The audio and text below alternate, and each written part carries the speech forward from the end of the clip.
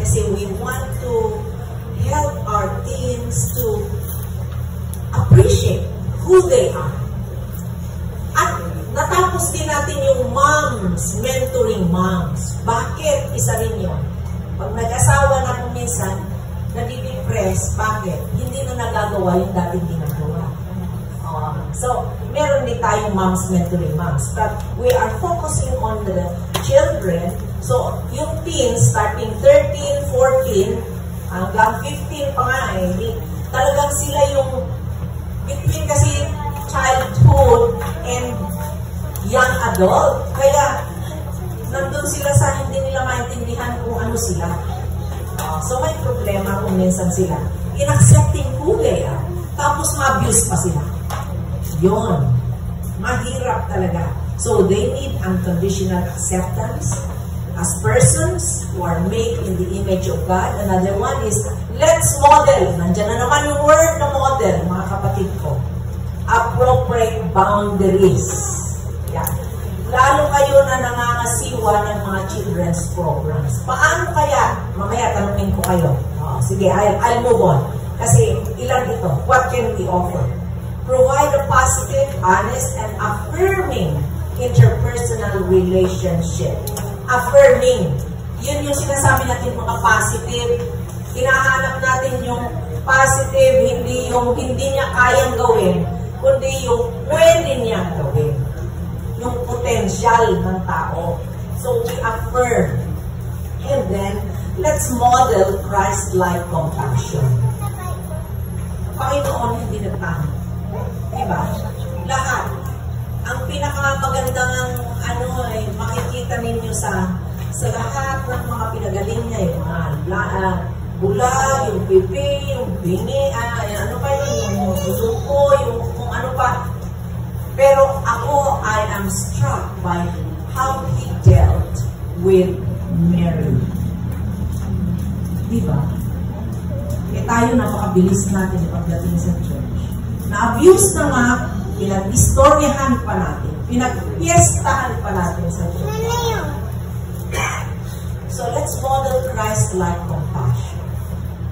Kaya sabi kanina ni Esther, kami ni Pastor, we are may advocacy kami and we are passionate about ministering to children coming from troubled homes. Kasi ako, nakiwalay ang parents ko. So, when I was young, 6 years old, and for the next several years, I've been bullied in school. Kasi that was a time na walang nangyayaring ganun. Kahit sa community ng hindi Adventist, ay pareho pang Adventist ang parents ko, lalo ng ang stigma ay matindihan mo. And we live among our relatives na mga hindi Adventist. Kasi ang lola ko lang nag-Adventist, sila ng magkakapatid, siya lang ang nag-Adventist, the whole community, UCCP yan. Walang naghihiwalay sa mga kapag-anak ng aking ina. Tapos ang aking ina at ang aking ama naghiwalay. So, we have gone through this and we've been bullied in school. Hanggang high school yan. Napapaaway ang brother ko. But I thank elders of the church who acted as fathers to us. Diba? Kaya sabi ko, we are passionate about this ministry of helping troubled children coming from troubled homes. Okay, so, ito pwede natin gawin. Let's network with spirit-filled Christian psychologists and psychiatrists, counselors, and marriage and family therapists. Alam niyo, di ba tayo nagkaroon ng counseling academy? Christian Counseling Academy. So women, collaborate ng family at ng MSA. Pero kung hindi naman tayo train, makinig lang tayo, di ba? Hanggang makinig lang tayo. So, but there are professionals who can deal with it. And we can also train as katulad ko, educator, family life, kumbaga, educator, ang tawag natin. Kasi ako yung drop out ako mag-ring. Hindi ko na tinuloy ang aking graduate studies. Kasi sabi ko, kasi pagkatapos ko mag-retire ako, hindi naman ako magtuturo ako. Ako ito lang sa aming community. Okay na, hindi ko kailangan ang mga nakadugsong sa aking pangalan. So, ayos na yun. And, so we can train. As a life coach, pwede tayo train ang life coach. At ang role natin doon makinig and we refer. We assist. Yan ang ating role. Kaya makinetwork tayo dyan sa mga taong yan.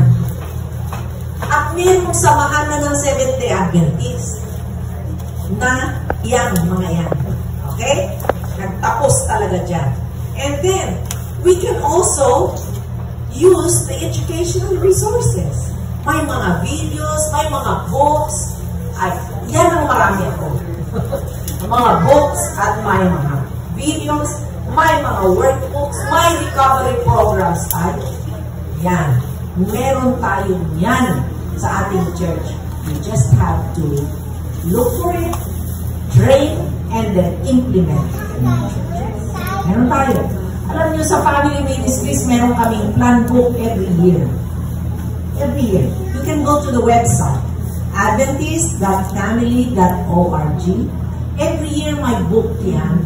At nandun lahat ng klaseng seminars, nandun ang mga sermons, nandun ang children's stories, at nandun pa kung ano-ano na pwede ninyong gamitin. Iba't iba ang kanilang emphasis for the week. Another is local support agencies. Makipagkaibigan din tayo sa DSWD. Yung local natin, sa ating barangay. Nung nasa San Pablo ako sa South Central Luzon Conference, ay talagang nakipag-partner ako sa ating office of the DSWD. Yung office nila. Kaya kasama ako sa GAD, yung gender. Okay. Tapos kasama rin ako doon sa yung mga probationers sa DOJ, yung probationer, yung mga parole and probation. Yan. Once a month kasi, lahat ng na-parole at under probation doon, pinababalik sila doon, nagre-report, di ba? So, doon ako nagsiseminar sa kanila about family, about relationship, abuse, para develop. Yeah, so we can assist those who are trying to get out of abusive and dangerous situations because may mga backup tayo, may mga partners tayo, hindi lang tayo ang kikibo. And then, let's invest in ministries that reach out to abused children. Mga kapatid ko, maselan ito na gawain. It takes commitment. Hindi ito yung pasaw-saw-saw-saw. Needs time, it needs effort, and it needs your money. Yeah. Kaya, larger churches, itong maganda, can hire a professionally trained Christian counselor. At mapalad kayo kung may ganito. At maganda ito na pwede ninyong programahin kung malalaki ang inyong church. Like Manila Center, PAC, ano pa? Yung mga malalaking churches dito. Okay. Na marami kayong ministries. And you have ministries for children. And that's where we sometimes see abuse. Alam niyo yung aming isang ako, matagal na hindi siya sumama sa singing group. Although push kami ng push. Kasi may boses siya. Sabi ko, sayang tutoy, ikaw sumama sa singing group. Mula grade 1. Pero kailan lang siya sumama? Nung grade 5 na siya. Bakit? Doon sa singing group, may nangbubulis ako. Pero hindi alam ng conductor. So it's happening. We don't know. And you are in charge of this? Children's choir. May nambubuli sa kanya. Hanggang sa nainis na siya nung lumabas, mas matanda sa kanya. Nung lumabas na dito sa compound, napauwi. Tapos binubuli pa rin siya. Yun niya napigilan, hinawakan ng kamay, kinagat niya dito. Kasi yun lang pa. Kinagat niya dito. Hanggang sa halos talagang ma-break siguro yung skill. Sabi niya, sabi daw nung bata, ay dibilitawan. Sabi niya sa akin, grandma, mula noon, hindi na niya ako binuli. Pero hindi na rin siya sumali sa war. See, it's happening in our children's programs. Okay, now, the next one is, ito maganda. Kailangan natin to support groups. For those overcoming the effects of sexual abuse, kailangan nila talaga ang support group. Dapat talaga may body sila o may grupo na talagang magsusuporta sa kanila. Kasi ito yung dumadaan talaga ng matitinding mga karanasan niya, mga depression, anxiety, pa-high, pa-low, ganyan-ganyan ang kanila. And kailangan din natin ang educational support groups. Para saan? Sa spouses, sa asawa ng mga na-abuse. Diba?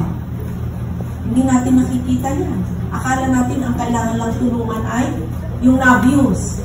Pero pag yan pala nag-asawa, dapat yung asawa ay meron din siyang support group. And we also minister to them. Alam niyo, ito siguro data privacy. Hindi ko na lang sasabihin kung ano. Kung ang anak ninyo ay in-attempt na i-rape, anong gagawin niyo? Diba? When it comes to you, when it happens to you, ang gagawin niyo. Pero when it happens to somebody, ay, kawawa naman, pero napayag lang.